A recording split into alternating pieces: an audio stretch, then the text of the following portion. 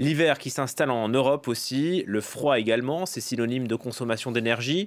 Hier, le prix du gaz en Europe a atteint un record. Certains experts accusent la Russie de faire pression sur l'Europe pour brancher le fameux gazoduc Nord Stream 2.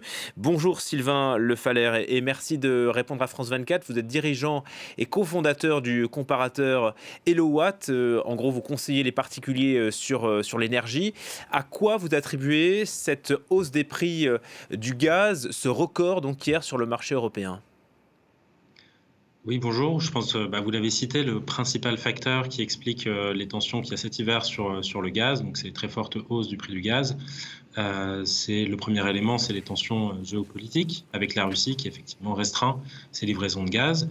Il y a également quelques autres éléments qui expliquent les prix, élevés. Donc il y a des températures plutôt basses en ce moment, mais c'est aussi que les stocks européens de gaz étaient à un niveau plutôt bas, au début de l'hiver.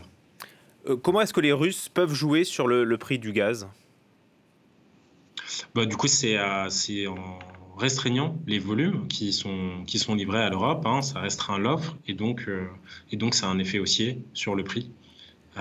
Et aujourd'hui, il y a pas forcément, il y a une demande mondiale importante, pour le gaz en cette période, un peu quand même de reprise économique, suite au Covid et ce qui fait que les livraisons, par exemple, de GNL, aujourd'hui ont également, donc c'est le gaz naturel mais liquéfié qui arrive par bateau, ont également un prix très élevé parce que beaucoup vont en Asie où il y a une grosse demande de gaz naturel. Est-ce que l'Europe peut se passer de cet énorme gazoduc qui a été construit entre la Russie et l'Allemagne en évitant l'Ukraine? Est-ce qu'on peut se passer de ce gazoduc, ce Nord Stream 2? Je pense que d'une façon générale, les Européens peuvent pas vraiment se passer du gaz russe et les Russes peuvent pas vraiment se passer de vendre leur gaz aux Européens.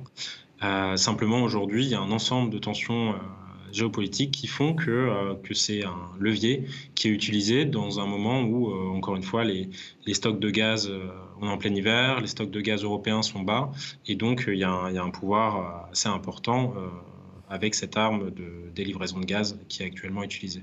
Ce record hier sur le marché européen du gaz, ça va avoir quel impact pour les consommateurs ici en France notamment? Alors du coup, donc ça impacte, bien entendu donc les factures de gaz des entreprises et des particuliers. Le cas qui est particulier en France, c'est qu'il y a eu du coup un blocage des prix du gaz, en tout cas du tarif réglementé et du coup de certaines autres offres qui sont indexées sur ce tarif réglementé du gaz.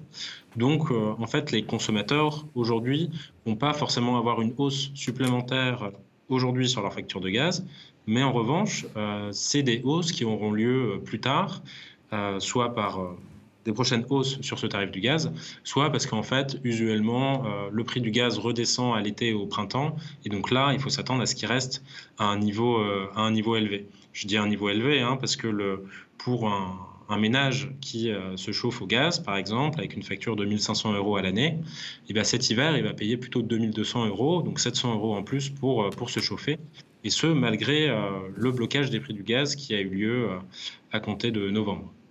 Merci pour toutes ces explications Sylvain Le Faller, dirigeant et cofondateur du comparateur Elowatt.